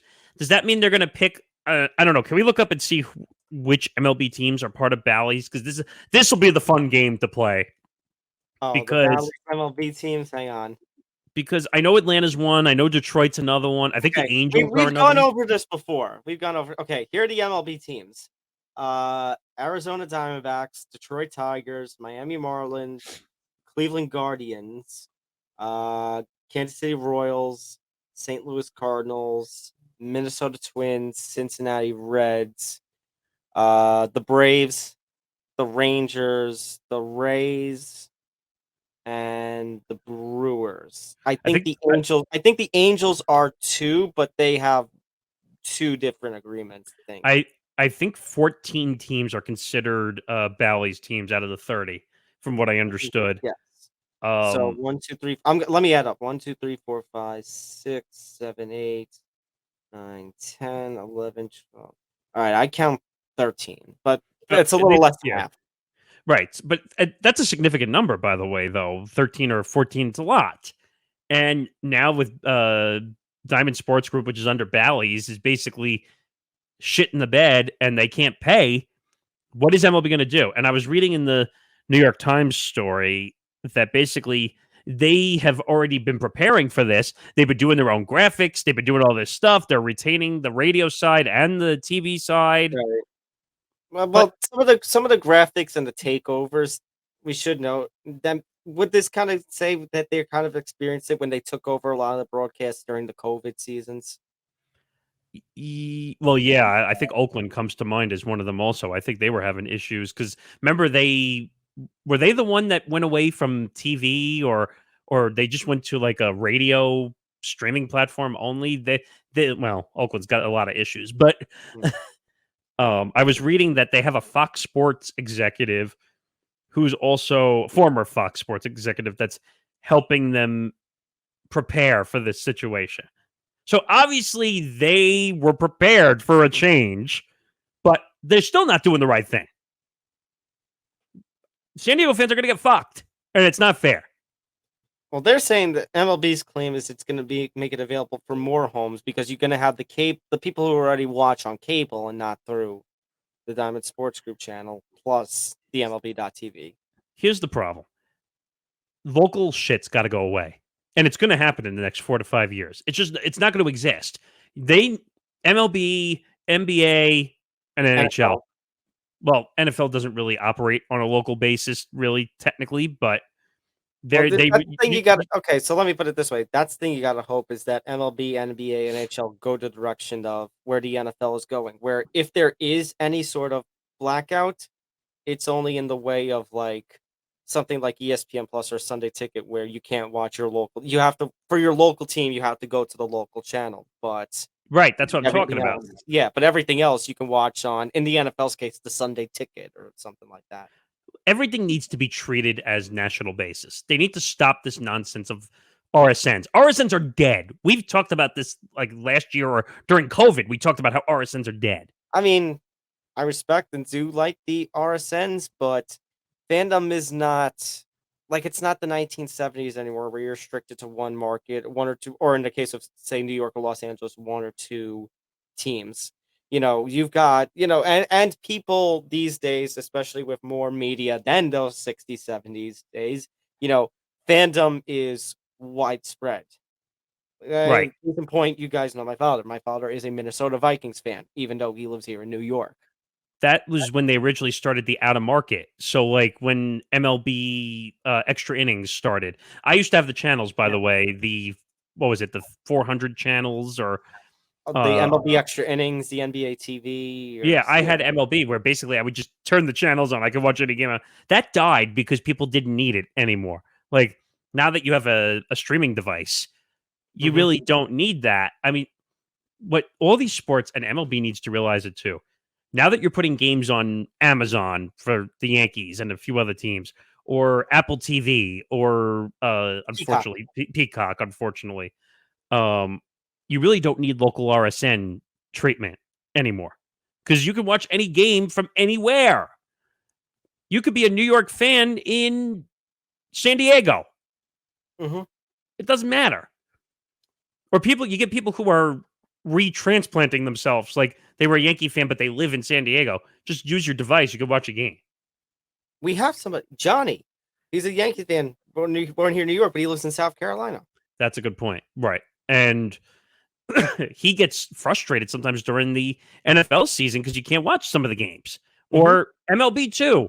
Like when they put them on Amazon or they put them on Apple TV Plus. Shit, I can't watch. And I'm like, you're not the. I had to say to him, you're not the first one to say that.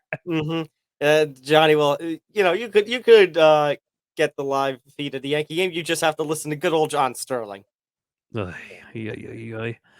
he is a proponent of like listening to WFAN. By the way, most people don't know FAN. That's a local sports station here in New York. For people who are not listening in New York, that he will pull it up on the Odyssey app. He doesn't listen to stuff down there.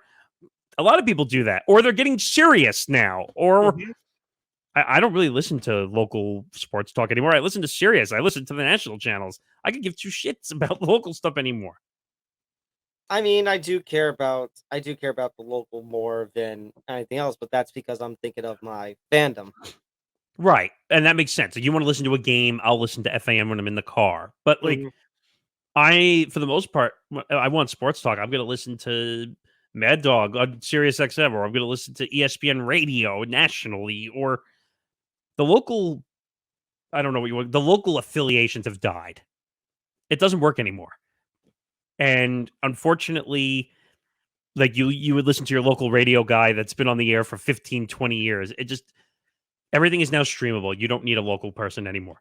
I still think you need, at least from the media journalism field, that I am some local flavor in there. You do. I mean, unfortunately, like where I was working, like it was all syndication when I was in radio. Well, that's my point, is that it's got to evolve with the times. I mean, unless you have a private ownership, which is what my station went to, that's where the guy was willing to spend the money to put local back on the air. And people want to hear local. They don't want to hear the same syndication that's on 500 other stations around the country. No one cares. It gets old. It gets just boring to listen to. If I wanted to listen to the same thing over and over again, I'd go and stream it or go on YouTube and listen to it. All right. So let's go over to the NFL stories. So obviously the biggest NFL story still of this week, DeAndre Hopkins released by the Cardinals. Obviously, I think he had trade value as much as DeAndre Hopkins of 2023 is not the DeAndre Hopkins of the mid 2010s. DeAndre Hopkins, I think, still had some trade value. I'm kind of a little peeved at the Cardinals that they couldn't even get a fifth or something like that for Hopkins. Now, apparently, the Hopkins and the Cardinals were clashing. Reportedly, Hopkins was healthy for the last 2 games of the season, but supposedly, according to the team, elected not to play despite being healthy. And now you've got Hopkins as a free agent looking for a potential big money deal. One more big money deal. I mean, is he worth it, though? That's the problem. He's had injuries. Didn't he have the suspension for the PEDs also? Yes. So how much are the teams really going to market? You know what some of these teams are going to do. They're going to be, all right, we'll throw you a veterans minimum, whatever that is in the NFL these days. I think it's like $550,000 or $600,000 if I'm not mistaken, but someone will pay him. I'm trying to look up the minimum salary. $750,000 for 2023. So, So Hopkins' future with the Cardinals have been in question since the end of 2022 season because he was going to have a team-high $30.75 million cap hit, which would rank top among receivers in the NFL and 7th highest overall. By releasing Hopkins now, the Cardinals will save $8.15 million in cap space, but are still going to take a dead cap hit of $22.6 million. That's how desperate they were to get out from under him. Apparently, he had so many problems, butting heads with the organization. I think he just wanted out because, again, Kyler Murray, who they just spent $45 million a year on, is probably going to be out for most of the year. That team's going to be a joke. They're going to be the new Denver Broncos probably this year. Without Hopkins, Nick, here is your wide receiver core as of right now. You got Marquise Brown, who I like, but we've even talked about, Nick, like that when Hopkins got suspended, and we were talking about, okay, maybe that's why the Cardinals did that trade with the Ravens. We said, I like Hollywood Brown, but he's not a number one, I think. At least not to the level of DeAndre Hopkins. You got Greg Dortch, 52 catches for 467 yards last year, and Rondale Moore, who I think is going to be in year 3 in the league, 41 catches, 414 yards. Decent depth guys, but it's like what we talk about with the Giants, that I don't know if you name them even a 2, like a 2 for one of those guys. They don't have a number one. With Hopkins being don't. gone, they don't have a true number one. It also doesn't, like I said, it doesn't help. You don't have your number one quarterback, who's they keep saying he's going to be back mid-year. I doubt that's going to happen. But and Nick, now you think back to that trade, that horrific trade that Houston made, getting rid of DeAndre Hopkins, getting David Johnson. We crapped on Bill O'Brien and still do to this day. Lost his job. Right. But it seems like now that whole deal, after the 3 seasons that we had, was just an overall loss. That might go down as one of the worst trades in NFL history. I'm not even talking one-sided trade. This was a really bad deal. Yeah, this is more like a throwaway trade to get him out of Houston. I mean, obviously he had the 2020 where he still delivered. I think he and Kyler got to the playoffs or just missed the playoffs that year. I think they just missed. Yeah. But just look at the list of teams. I mean, one team on here doesn't make sense at all. And the Browns makes no sense. Now, I know why they're saying it. 2 words. Deshaun Watson. Now, I'll tell you right now, if that happens, DeAndre Hopkins is committing career suicide. And I mean that in the biggest way possible. Why would you go play with a guy whose reputation is soiled through the mud, quite literally? Because they had a great connection during the late 2010s. And Nick, think about it. The Browns ownership opened up their checkbooks just to get Deshaun Watson, despite all the crap that he had. Imagine what the DeAndre Hopkins could get. I mean, let's put it this way.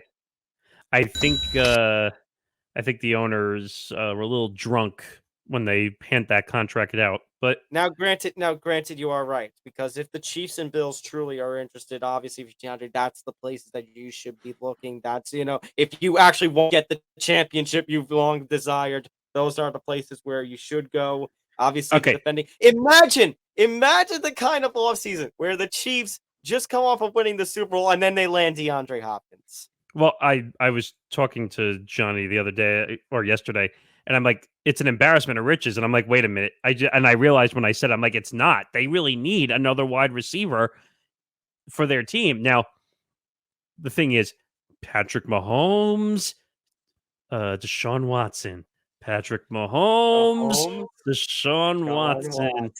I mean, is this really a competition? You forgot. Yes. But really, is this really a debate? I would even take Josh Allen over Deshaun Watson. This is not even I can't even, this is a circus. It is a circus. Are you kidding? I'm going to say it again. If he ends up with the Browns, he's committing career suicide. If he goes to the Browns, you're not going to win anything there. Let me guess. The Browns are going to try to offer him double the amount of money. I'd be curious. So the Chiefs and the Bills, maybe they offer him $4 or $5 million. If the Browns offer him $10 million, is he going to walk to the Browns and say, "Screw you, Patrick Mahomes and Josh Allen, I'm going for the money"? Unconfirmed report that the Patriots also might be interested in DeAndre Hopkins. That's a big NO. Why would you go there? Their quarterback situation's a mess. Yes, but you know what they have? They do have the hood. He should go to the Chiefs. If the Chiefs are significantly interested, oh no, I don't have it. I don't think I have the. No, it's underneath in here. But if Mahomes is and the Chiefs are interested, you better run there and say I'm going to work. They will win. I'm going to put it out there now. They would be a heavy favorite if Hopkins ended up there. Yeah. I mean, obviously with the Eagles being who they are, and actually that would be another interesting place if Hopkins really wanted to go to the Eagles. Although I think about that Bills team, obviously Hopkins not the Hopkins 2020 that we think right now, but could you imagine that would mean, Nick, Josh Allen's 1-2 would be Stephon Diggs and DeAndre Hopkins. That's unfair. That's literally unfair. I mean, imagine lining them up on both sides of the field also. Like, yeah. If that happens, Nick, I'm going to say for the Jets, well, so much for you taking one game from the Bills. if he ends up with the Bills, they're not taking any games from the Bills. I mean, but if he goes to the Browns, I'm calling it now. And people are going, oh, he could go wherever he wants. It's the money. Well, yeah, obviously the NFL is a open opportunity. If someone's going to offer you the money, obviously you're going to listen. But are you willing to take $4 million, go to the Chiefs, get the marketing opportunities if you win a Super Bowl, maybe make more money, or take $10 million and go to the Browns, which is a shit show? Yeah. Although I don't know if the Raiders are in on this, but the Raiders had an interesting situation this week on their own that competed with Hopkins for a big NFL story. So Jimmy Garoppolo has reportedly failed a physical. Apparently, Jimmy Garoppolo is dealing with a foot injury, and as a result, the Raiders are now adding a clause into his contract, which basically says if he does not pass a physical by a certain date, I have to double check what date that is. Well, they didn't put the date out, but basically, if he fails again, he's out, and they're not on the hook for anything. They can move on. They're not on the hook. The team's backup quarterback right now, by the way, is Brian Hoyer. Oh, sorry, I didn't mean to laugh out loud. No, you don't mean to laugh out loud? I do. I mean, it is funny that Brian Hoyer is somehow still in this league, but I mean, this is so typical Raiders. I mean, who's their coach again that we always make fun of? Go Gruden, who's not around anymore. Mr. No. The one who they call the coaching genius or whatever you would talk about it all the time. That the Raiders hired away from the Patriots. Oh, Josh McDaniels? Yeah, the coaching genius. As I said at the end of last season, Nick, should have kept Bisaccia. You had a good success under him during that small role that he had. Oh, come on, Tom. You know it's not that simple. So, the reason I bring up this story, we talk about Garoppolo, Hoyer, McDaniels, Nick. What did they all have in common? Oh, the hood. I was going to say, you know what? Now I have to bring it out. Now I just have to bring it out. I just covered my eyes with that. Yeah, they all played under me. Oh, God. But you know who else that they were connected to, that means? Tom Brady. And who's the new owner of the Las Vegas Raiders? Tom Brady. Nick, do you go where I'm going with this? Tom Brady's going to be the next quarterback of the Raiders? Do you see it happening where he comes out of retirement again? No. Actually, you know what? Stay off the weed.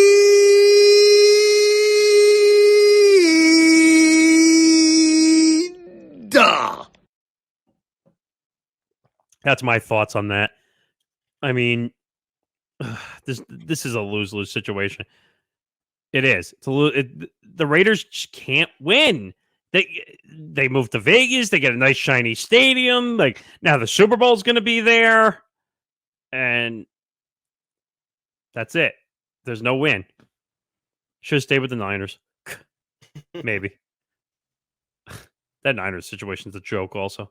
Yeah. The breaking report. Well, I shouldn't say breaking, but it's breaking out at the time we're going. That Trey Lance is going to get the first team reps above Sam Darnold. Yeah, I mean, why the fuck you lying? Why you always lying? Oh my God, stop fucking lying. So, I mean, I get it. Trey Lance is the draft pick they had during 2020. That Trey Lance is the one, that they've been banking on before, Brock Purdy managed to take out everything. But I don't know. With Trey Lance's injury, I put a lot of question around that. I mean, no one wanted to trade for him. What does that tell you? Yeah. All right. Last couple of stories before we get to the NHL. Really funny story coming out of Washington. So, Nick, On February 2nd, 2022, the Washington football team announced their official new name, the Washington Commanders, which they played under with this season. On that day, Nick, the term Washington Commanders was trademarked, but it was not trademarked by Dan Snyder or anybody on the team. Oh. I think we know who this person is. It was trademarked by Mr. Martin McCauley. So those who listened to Empty the Bench in the early days when we were a Facebook show, we got to interview Martin McCauley. That was interesting. Because he originally, Nick, this is not his first time where he's trademarked a Washington name. He trademarked Washington football team. He trademarked all the potential names that was like the Red Wolves and all, and the Rattlers. Yeah, he trademarked all of them. It's unbelievable. Basically, he's a trademark squatter. And he has, in doing a little bit of research, the different articles that have come out about this story, and on his own personal Twitter account, he basically admits that he is willing to give the name up for free. As long as the Commanders, I believe it's give a donation yearly to a charity that promotes opportunities for Native Americans. Yeah. Which I could actually see that happening under the new ownership if this was Dan Snyder. I'll take it one step further, Nick. New ownership, Josh Harrison Company. I think it is a must. You must do this thing. You have because to. Do you remember, Nick, when we were talking about Josh Harris taking over? And I said that part of this is he needs to change the culture. And I said this was not going to be a 1-year process. Oh, no, this is going to take like 3 to 4 years to change this. And we said that one of the things, but one of the things under Dan Snyder's ownership, I mean, there were a lot of crappy stuff under Dan Snyder's ownership, but you had the Native American controversy over the original Redskins name. If one of the things that would make a major statement that you are here to change is doing something like McCauley is offering you. Yeah, I mean, it could have been worse. He could have asked for money and basically said, F you and your team, I'm taking you down. But he doesn't seem like that type of guy, at least from when we spoke to him. He actually seemed like a nice guy, believe it or not. I don't think he was doing this for clout or attention. He happened to have gotten attention from it, but Dan Snyder would be the one to say F you. Well, I'm sure he did the first time dealing with all the trademarks, but you can't blame him. Like, I think you looked it up. We were doing research on it. He got the trademark in 2022. Like, how are you an NFL team and an NFL owner, and you're not going to trademark your name? No, but wait a minute. There's another problem here, though, and I think I said it to you the other day. How the hell did the NFL get away with this? The Commanders get away with this? They're selling all this merchandise. Doesn't that mean technically he should be getting the revenue since he owns the trademark of the name? I mean, technically, but he's not enforcing it. But I'm saying technically he is breaking a trademark. Technically, but again, not enforcing it. So my point, Nick, is maybe it seems really questionable. It's really confusing. It's absolutely hilarious that they couldn't even trademark their own team name again because of this guy. But wait a minute, it's been a full year and they haven't dealt with this issue, though. Right. But again, I think that just goes to show you how crappy of an owner Dan Snyder was. Don't even and the get me mess started. that Josh Harris has to clean up. Well, first of all, I think Josh Harris has way more money than Daniel Snyder probably has. I mean, Daniel Snyder now has, what, $6 billion in his pocket now? But Josh Harris owns the Devils and the Sixers, and I think he owns the soccer team. He's got plenty of money. He can fix this somehow. And hopefully, Nick, we can one day say, without even the most bitter of sarcasm, hopefully one day we can say, Bruce, take it from here. The culture is actually damn good. Wait, was that Bruce Allen? Yes. Oh, God. I'll never forget that statement when he said it. I think I have to add that to our soundboard too. I think you should. That was actually a good one. But I don't know. Worst come. You know what? McCallie is actually a good guy. Like I said, he actually did a lot of time with us too, if I'm not Mhm. mistaken. I think he did like a I, good I, 30, I 40 think minutes. I gotta find that and put it out on our social media, an old throwback. Yeah, especially with this whole situation going down. He even said, like, "Hey, I'm not looking like for the get rich scheme here." Like, well, first of all, why would you trademark something if you're not looking to make money? That's a whole nother issue. But he's like a simple guy. Like he creates like testing books or whatever we found out, like study guide books. Hmm. He's a simple guy. So I don't know how he got into trademark squatting.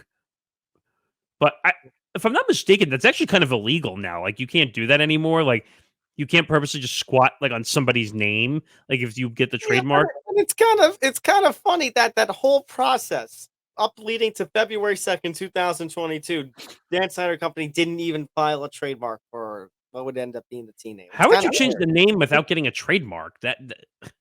And well, that's the other thing, Nick. There is a chance, a small chance, bikini chance, but there is a chance because of the situation. Washington will have to change their name again. I mean, like you said, I think McCallie's a decent guy. Like I think Harris will make the donation. I agree, but if they have to change their team name again,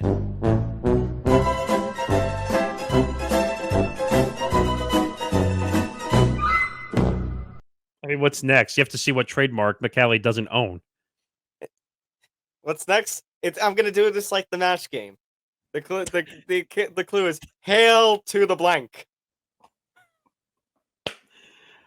Oh, there's no taking command of this situation whatsoever. I tell you, Bye. I wasn't saying that as a joke. I meant that quite literally.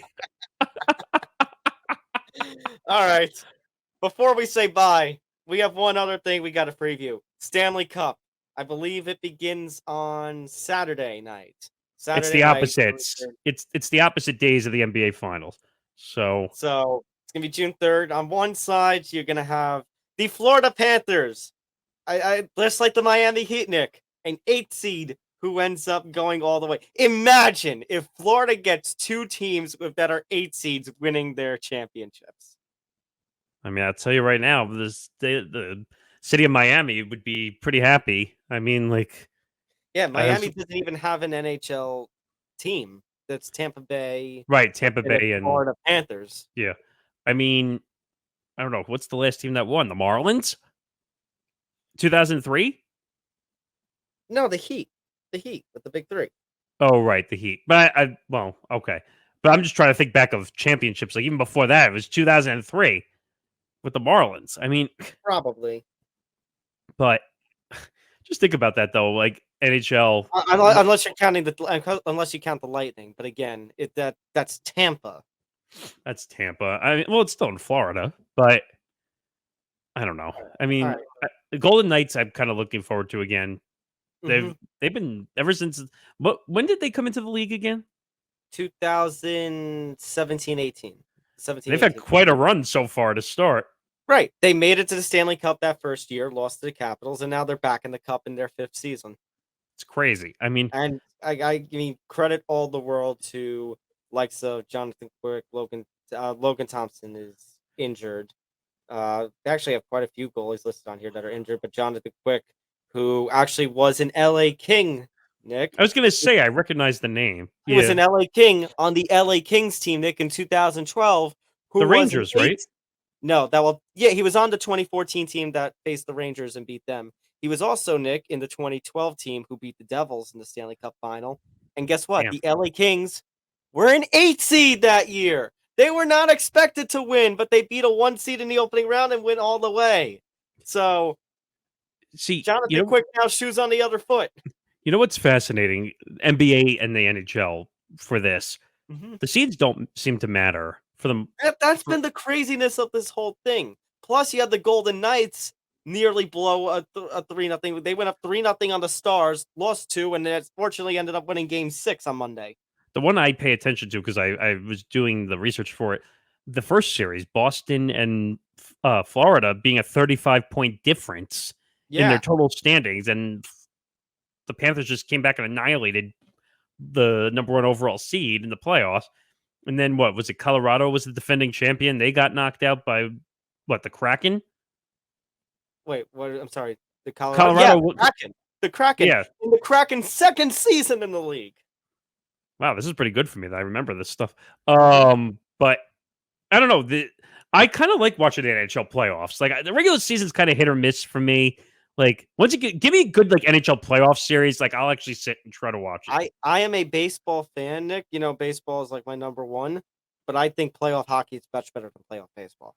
Oh God! But well, now at the time, they're not doing the timers in baseball, right? Is that what they said? We'll have to see come this playoffs what they're gonna do with everything. But they don't want to ruin the tradition of baseball. Let's get off of baseball. Let's talk about hockey. So Jonathan Quick, who has delivered, but then there's also really with Vegas, it's the offense, and I have to say I am really happy, Nick, and I think Jen mentioned this in some of her blogs. I think she had a blog specifically about the Golden Knights, Jack Eichel.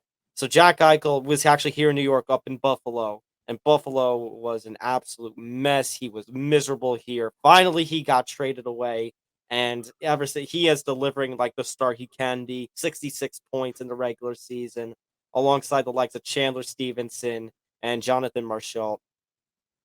So I feel good for him. I do like William Karlsson as well, another center on that team.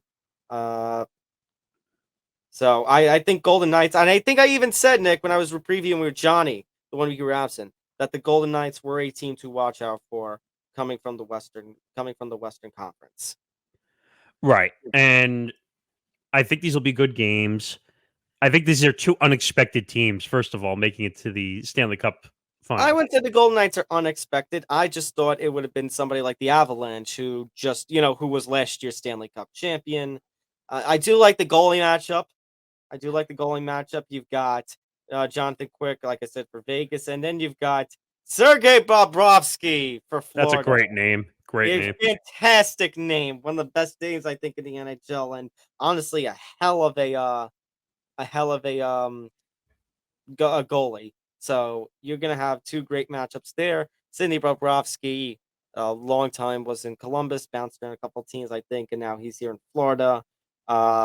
They've got some great weapons as well with Matthew Tkachuk and Alexander Barkov. 100. I have to mention, by the way, with Matthew Tkachuk, one of only a few players this NHL season who got over 100 points, 40 goals, 69 assists for 109 total points scored during the season. He is going to be the next factor for this Florida team to watch out for. That being said, I think Vegas has a little more star power. They got the experience of a cup in Jonathan Quick, who won 2 cups in LA. I think the Golden Knights coach, I have to double check if he may have actually won something. Did Bruce Cassidy, was he a champion? No, he wasn't. Okay. So I'm mistaken on that one. But my point is that I think they have a little more in the tank. I know Florida has the momentum being an 8 seed. They've had some time off compared to the Golden Knights, like we kind of talked about with the, Heat and the Nuggets. I think this one might be a little bit different, though. I think the star power went out. I am going to say Golden Knights take this in 6 games. I mean, I can't really comment because I don't follow. I'm kind of hoping.